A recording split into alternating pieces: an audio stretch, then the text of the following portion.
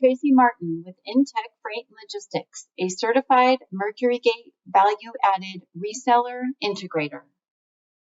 This video is to demonstrate how to add a carrier invoice to an execution load from the load board.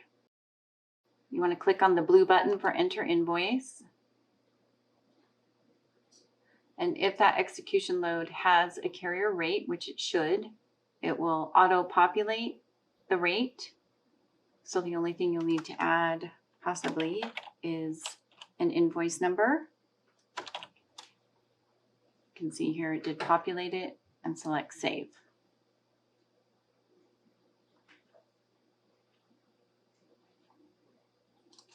Feel free to leave any questions in the comments or email us at tms_solutions@intechlogistics.com.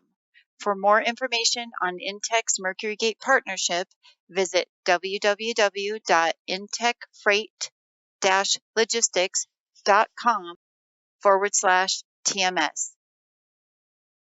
Please do give us a thumbs up below and subscribe to this channel to get future videos first.